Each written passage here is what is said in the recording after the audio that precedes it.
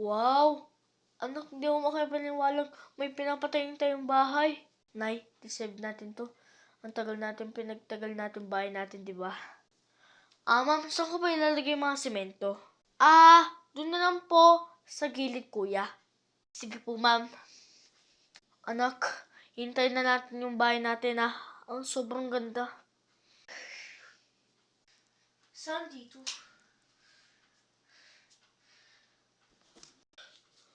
Hoy! Hoy! What?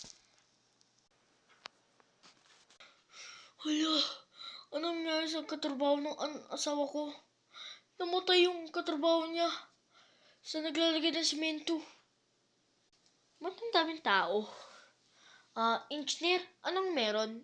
Ma'am, yung isang katrabaho namin ng kuryente tapos natabunan ng semento. Ayun, namatay.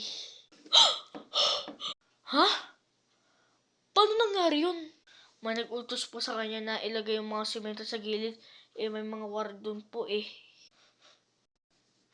Ang problema, ma'am, kung itatanggal namin yung mga katawan niya sa semento, baka hindi niya matapos yung bahay niyo.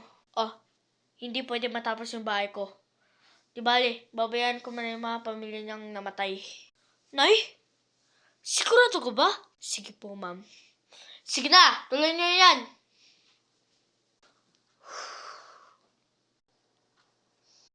Congrats po, ma'am. Natapos na po yung bahay niyo. Ang ganda po, di ba?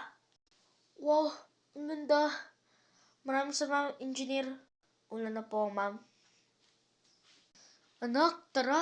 Tignan na natin yung labas at saka yung loob. Wow! Ang ganda ng bahay at saka yung sa loob. Salamat sa paggawa niyo. Nay, may nakikita ko sa bang sa ilalim ng mga lamesa at saka sa ibang lagayan ng mga gamit ko.